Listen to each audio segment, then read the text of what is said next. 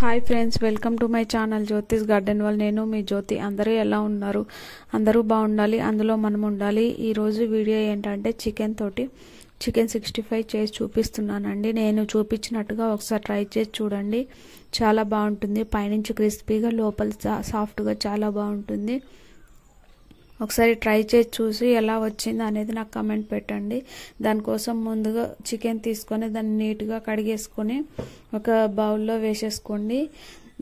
వేసుకున్న తర్వాత ఉప్పు, కారము, పసుపు, ధనియాల పొడి, జీలకర్ర పొడి, గరం మసాలా, అల్లం వెల్లుల్లి పేస్టు, కొబ్బరి కూడా నేను వేసుకున్నాను. కొబ్బరి ఇష్టం లేని వాళ్ళు కొబ్బరి పొడి స్కిప్ చేసేయచ్చు.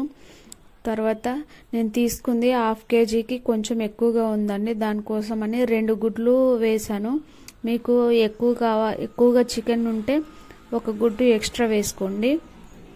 ఈ మసాలాలు ఎలా చేయాలి అనేది నా ఛానల్లో హోమ్మేడ్ మసాలా అని వీడియో చేశాను.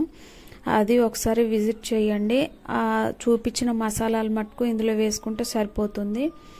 అలా వేసిన తర్వాత కొద్దిగా మైదా పిండి, కొద్దిగా కార్న్ఫ్లోర్ కూడా వేసేసి మొత్తం కలిపేసుకొని ఒక 1 అవర్ కానీ హాఫ్ అన్ అవర్ కానీ పక్కన పెట్టేసుకోండి. మీ దగ్గర టైం లేకపోతే వెంటనే చేసుకున్నా ఏమి కాదు. కాకపోతే కొంచెము మ్యాగ్నెట్ అవ్వనిస్తే ఉప్పు, కారం అనేది ఆ చికెన్ ముక్కలకి పట్టి చాలా బాగుంటుంది. అందుకోసమని చెప్తున్నాను. అదంతా మ్యాగ్నెట్ అయిన తర్వాత స్టవ్ మీద బాండీ పెట్టేసుకొని ఆయిల్ వేసేసుకొని మీడియం టు హై ఫ్లేమ్లో పెట్టేసుకుంటూ చికెన్ అంతా వేయించుకోవాలి, డీప్ ఫ్రై చేసుకోవాలి. అలా తిప్పుకుంటూ ఒక 15 మినిట్స్ అయితే పడుతుందండి అదంతా వేగడానికి, డీప్ ఫ్రై కావడానికి. 15 మినిట్స్ మటుకు హై టు మీడియం ఫ్లేమ్లో మార్చుకుంటూ అవంతా వేపుకోండి, ఫ్రై చేసుకోండి. అలా రెడ్గా అయిపోతే అది చికెన్ ముక్కలు అయిపోయినట్టే. అది టిష్యూ పేపర్లో వేసేసుకొని తీసుకోండి. నేను మళ్ళీ తర్వాత టిష్యూ పేపర్లో వేసాను, అది క్లిప్ మిస్ అయింది.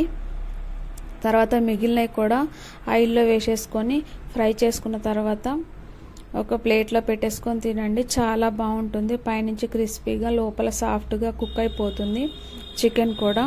నా వీడియో నచ్చితే లైక్